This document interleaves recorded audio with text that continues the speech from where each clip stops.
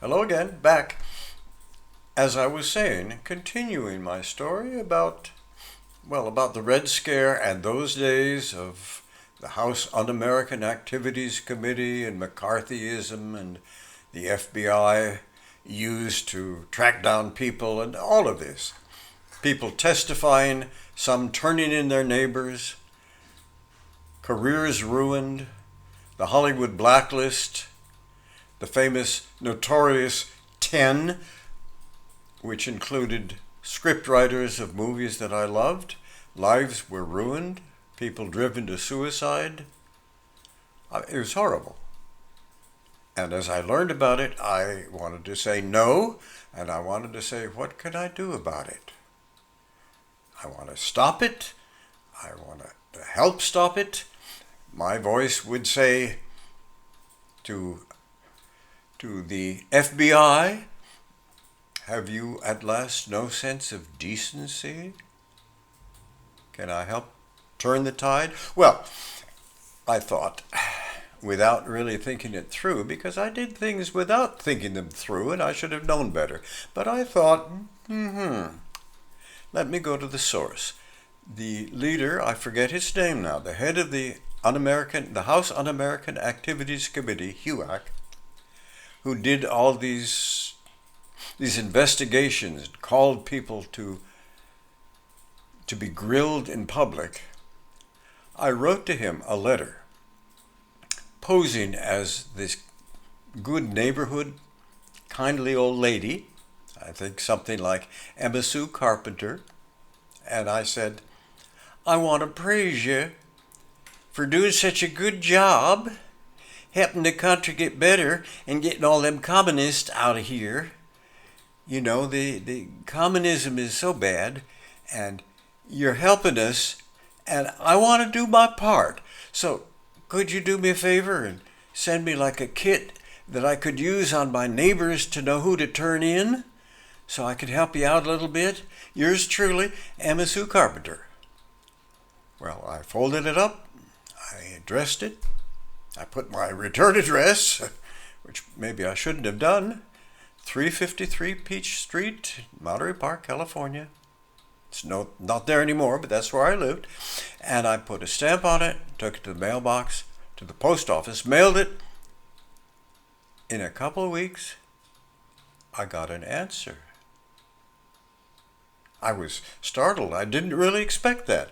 I thought, okay, here I'm just a kid playing a little prank, sort of prodding the powers that be.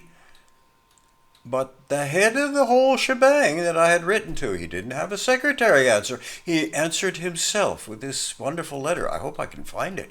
He said, Dear Emma Sue Carpenter, something like this.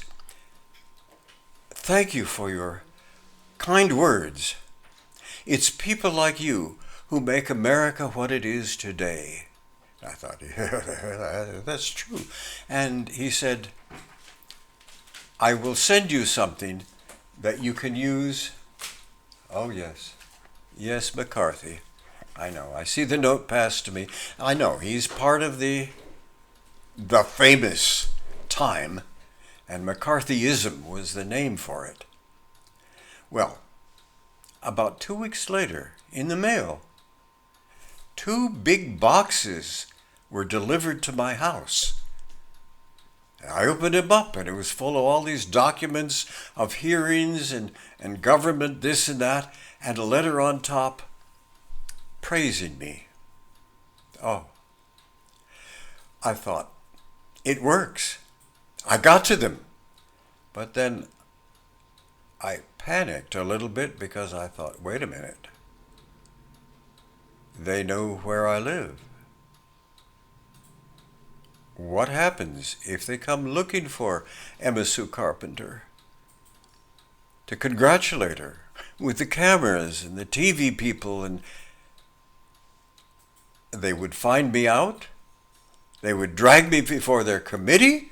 They would put me in prison for the rest of my life. My life would be over, no career. I could not graduate or go to college.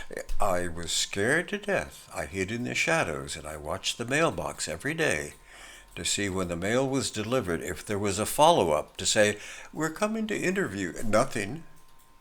But for 2 or 3 weeks, the uncertainty of life really panicked me. And I thought, there's a lesson to be learned, and I'd better learn it quick, which says, before you do something, look before you leap, think before you speak.